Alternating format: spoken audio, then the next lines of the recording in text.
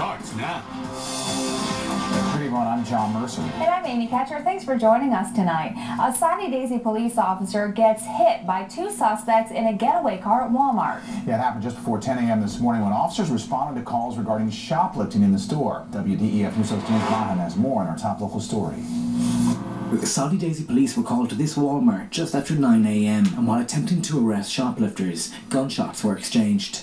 Well, after I heard the shots and then the cars were speeding across here, that got my attention. One man was arrested while two others fled, injuring one of the Sunny Daisy officers. Suspect attempted to flee the scene, that he did pin the officer in between his vehicle and the patrol car as well. Employees and customers were in complete shock. I'm used to people speeding.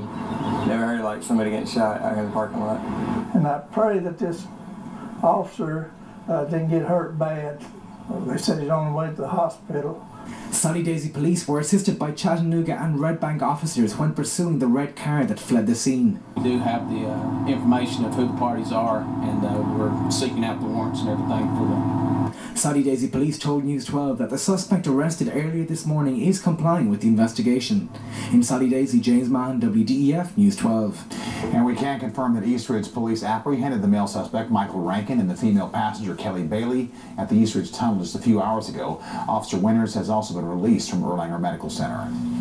The manhunt for a suspected killer ended this morning when the suspect took his own life. 34-year-old Terry Rutherford was found dead inside a Gordon County, Georgia hotel room this morning. Rutherford's accused of killing his pregnant wife yesterday morning in Sunny Daisy. Authorities say he was found with a self-inflicted gunshot wound when they entered the hotel room he was hiding in. The weapon that was used as part of the original crime was the weapon that he took his life with.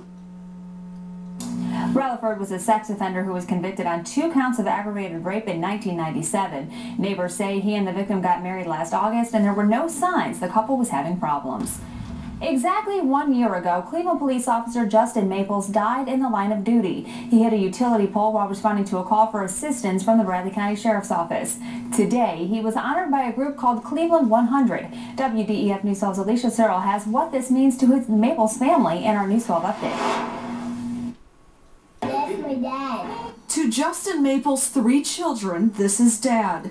To the Cleveland community, this is a man of integrity who laid down his life for his neighbors exactly 1 year ago. We'd just like to express our gratitude and appreciation to the police department and to everyone who had a part in helping our family get through this year. May 20th, 2012, Maples was in the process of backing up a Bradley County deputy when he hit this utility pole. Since then, it's been a year of hugs and kisses. Without them, it would have been very difficult, and they were always there for us and did everything they could to make life a little better. And life was made better by a group called Cleveland 100. They provided some financial support in this memorial wall. It serves as a place for meditation and reflection. The name will be there anytime anybody wants to go by and remember Justin, and the other names on the wall as well. Other local first responders were honored here as well. Maples' family says Justin would have liked that because he was never one for the limelight. He didn't like the limelight. He just enjoyed doing his job, and he did it quite well, and didn't really want any praise or honor lauded on him. He preferred to see that given to other people. In Cleveland, Alicia Searle, WDEF News 12. The Maples family just got back from Washington, D.C. Justin's name was recently etched into a National Police Memorial. Well, tonight's Manhunt Monday fugitive has 3 outstanding warrants out on him. Investigators say 29-year-old Tommy Russell Pierce failed to sign up for the sex offender registry in Hamilton County. He's also accused of violating his probation on an aggravated burglary charge. If you know where he is, call the Hamilton County Sheriff's Office. Well, a felony conviction is like a shadow that stays with you no matter where you are or what you do in life. In part 1 of a 3-part series called Shadow of a Felony Conviction, we examine common problems for most convicted felons. Eric Avenier joins us live in the studio to explain in this special report. Eric. Well, Amy, when a convicted felon serves time for committing the crime, it's called paying a debt to society. But in the eyes of many people who frown upon convicted felons, that debt is never paid. For most convicted felons, being released from prison is the start of a new life on the outside. But with that new life comes new challenges they didn't face before being convicted. 55-year-old Connie Ray Edmonston knows this all too well. He served 14 years in prison for a drug charge. It's a struggle. It's a serious struggle. But you have to be willing to battle with that struggle. And once a person is convicted of a felony offense, that conviction shadows them for the rest of their life, making it hard to get a job. Hard, but not impossible. Some people will give you the opportunity to actually show yourself. I had that opportunity. An opportunity for Edmondson meant doing maintenance work at the Bethlehem Center in Chattanooga. But finding employment is one problem. Convicted felons also face an uphill battle trying to find a place to live. Rental property manager Beverly Walden says when certain felonies that involve violence, theft, or burglary are discovered during a criminal background check, it raises a major red flag. We really have to think long and hard before we can approve that application, because we don't want to put our residents in any kind of situation that could, be harmful to them. The shadow of a felony conviction can also damage a person's social life. We went around Chattanooga asking folks if they would ever date or get involved with a convicted felon. I would probably say no.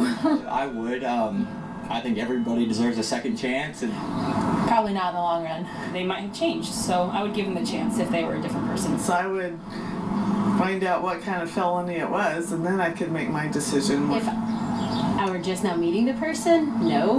If I were already dating the person, it'd be situational. And Edmondson is not surprised by those responses. You have some people that feel like you can never pay your debt to society because you are a felon.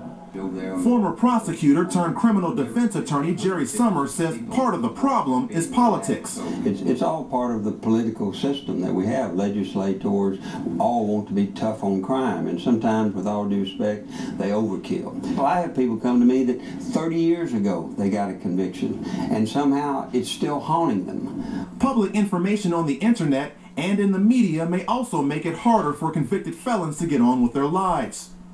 Just busted, you got the News Free Press, print people arrested, you got Chattanooga.com, you got the TV stations. And here's a recent example. Charles Ramsey, the man who was labeled a hero for helping free 3 female captives from a house of horror, had his moment of glory tarnished when several media outlets started reporting he was a convicted felon. Websites like SmokingGun.com went even further by writing an article that was more about his felonious past rather than how he helped to save the lives of 3 women. Yet another example of how a felony conviction can stick with a person no matter if they've paid their debt to society and changed their life around. Now be sure to tune in tomorrow in part 2 of this special report where we explore solutions to the problem we just mentioned in part 1. Live in the studio, Eric Oppenye, WDEF News 12. All right, thank you, Eric. Well, Riverbend is restricting smokers again this year. There are now only about a half-dozen spots designated for smoking.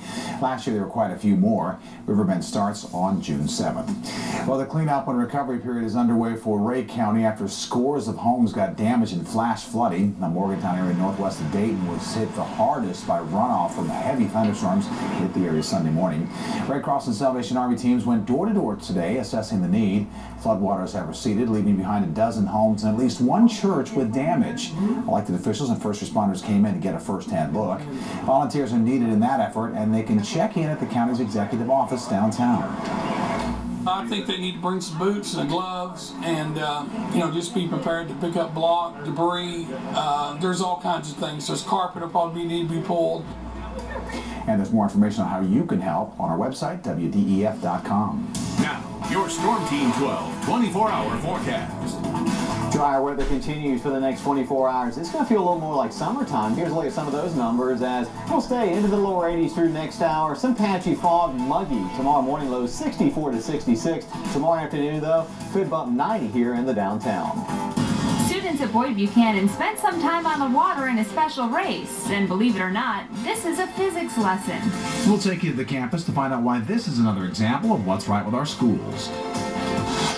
Bullion Coin and Jewelry is known as the place to get the